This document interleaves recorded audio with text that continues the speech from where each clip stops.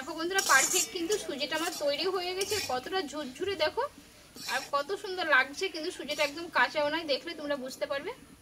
পুরো একদম নরম হয়ে কিন্তু সুজিটা সেদ্ধ হয়ে গেছে। বাটি সুজি দিয়ে কিন্তু আর হাতের কাছে থাকা কিছু উপকরণ দিয়ে কিন্তু এই সুজির টিফিনটা তৈরি হয়ে গেল। ঝাল ঝাল সুজি, খুব অসাধারণ লাগে খেতে। তোমরা একবার বাড়িতে বানিয়ে দেখতে পারো।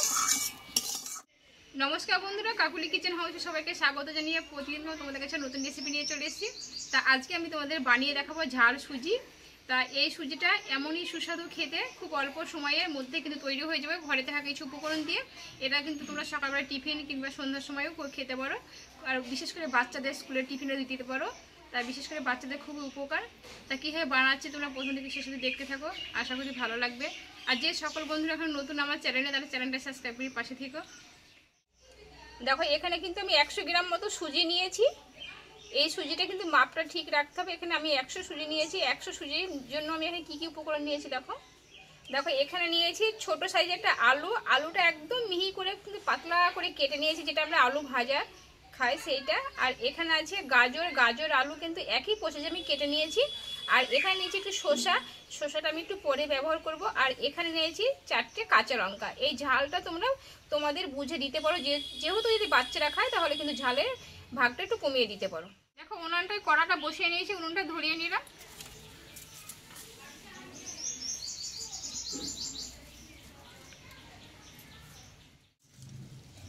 দেখো এখানে কড়াটা আমি কিন্তু গরম করে নিয়েছি। এই কড়াইয়ে কিছুটা আমি রিফাইন তেল আমি দিয়ে দেবো আগে। কড়াটা কিন্তু গরম হয়ে গেছে। দেখো তেলটা হয়ে গেছে। দেখো তেলটা কিন্তু গরম হয়ে গেছে। এবার সুজিটা আমি দিয়ে দেবো। এই সুজিটা একটু ভালো করে আমি ভেজে নেব।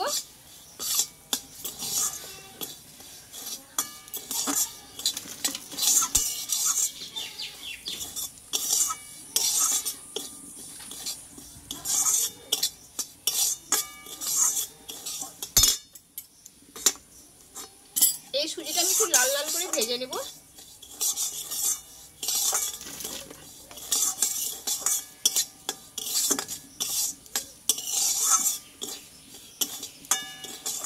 আর এইটা কিন্তু খুব অল্প আছে ভাজতে হবে সুজিটা। 4 থেকে 5 মিনিট মতো খুব লো আছে আমি ভালোভাবে একটু ভেজে নেব।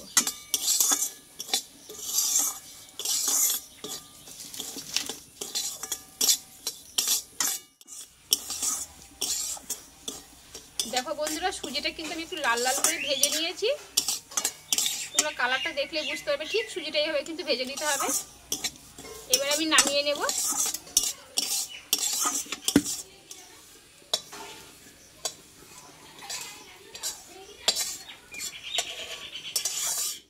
দেখো কড়াটা কিন্তু পরিষ্কার করে ধুয়ে নিয়েছি। এই কড়াইয়ে কিছুটা আমি আরও একটু রিফাইন তেল দিয়ে দিলাম।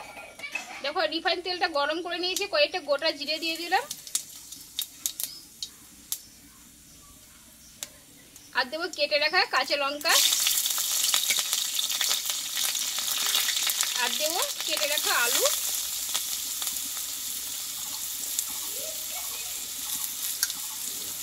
আলুটা একটু আমি তেলে ভালোভাবে কষিয়ে নেব।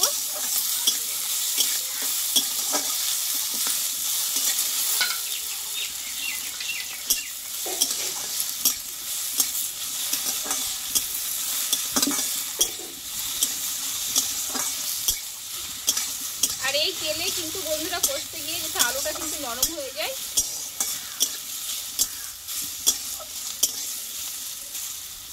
দেখো নরম কিন্তু হয়ে গেছে। এবার কেটে রাখা গাজরগুলোকে দিয়ে দেব।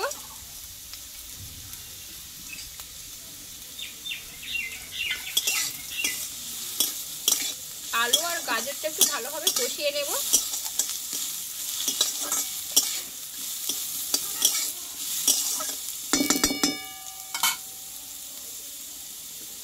এবার দেবো স্বাদ মতো লবণ।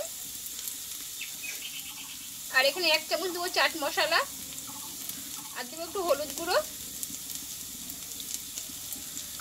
আর বন্ধুরা আমি এটা কিন্তু নিরামিষভাবে করছি, তোমরা কিন্তু পেঁয়াজ দিয়েও এটা বানাতে পারো। আর আমি এটা সম্পূর্ণ নিরামিষভাবে করছি।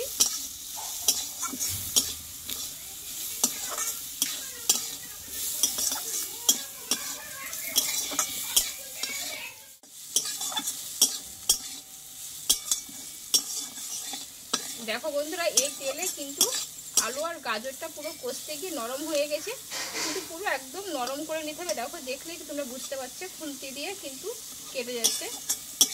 আর যেহেতু খুব চিকন করে কাটা আছে, কিন্তু তেলে কষতে গিয়ে কিন্তু নরম হয়ে যাবে।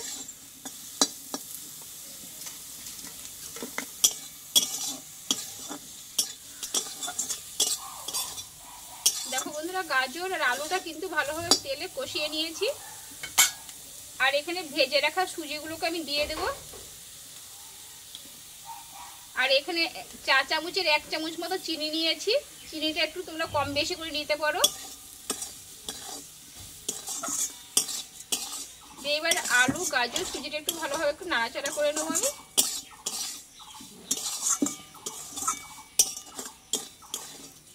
দেখো গাজরের সঙ্গে ভালোভাবে কষিয়ে নিয়েছি আলু সুজিটা। আর এখানে এই বাটির আমি 1 বাটি মতো, 1 বাটিরও কম আমি জল দেব। জলটা কিন্তু খুব কম দিতে হবে।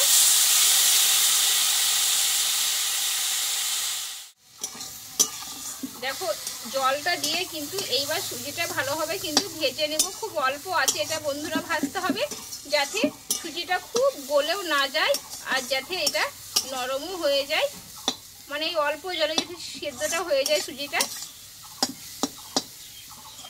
এইভাবে কিন্তু নাড়াচাড়া করতে হবে। খুব অল্প আছে।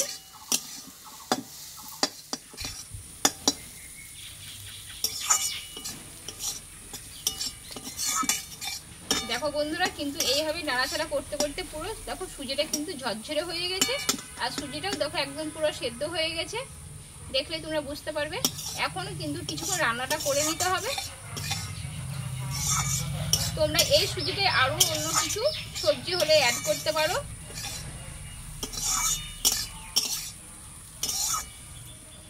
আর এই সময় কিন্তু খুব অল্প আছে সুজিটাকে রান্না করতে হবে।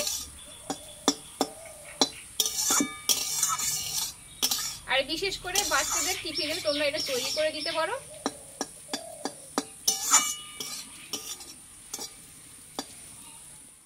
দেখো বন্ধুরা, সুজিটা কিন্তু আমার দিকে তৈরি হয়ে গেছে। আর এইখানে যে আমি শসাটা কেটে রেখেছিলাম, এবার শসাটাকে আমি দিয়ে দেবো। আর এই শসাটা দিয়ে কিন্তু বেশিক্ষণ নাড়াচাড়া করার দরকার নেই, কিছুক্ষণ আমি একটু নাড়াচাড়া করে নামিয়ে নেবো। দেখো বন্ধুরা, পারফেক্ট কিন্তু সুজিটা আমার তৈরি হয়ে গেছে। কতটা ঝুরঝুরে দেখো, আর কত সুন্দর লাগছে। কিন্তু সুজিটা একদম কাঁচাও নয়, দেখলে তোমরা বুঝতে পারবে। পুরো একদম নরম হয়ে কিন্তু সুজিটা সেদ্ধ হয়ে গেছে। আর খুব অল্প আছে, কিন্তু সুজিটাকে এইভাবে কিন্তু নাড়াচাড়া করলে কিন্তু সুজিটা সেদ্ধ হয়ে যাবে। দেখো এখানে শসাটাকে দিয়ে দেবো।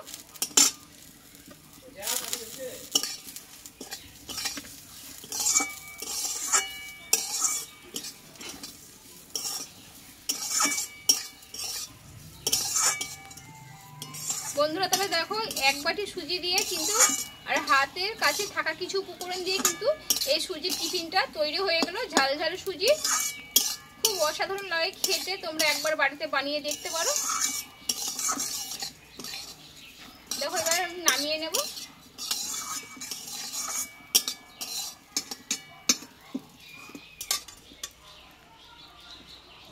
একটা প্লেট আমি সাজিয়ে নেব। কত সুন্দর লাগছে দেখো দেখতে।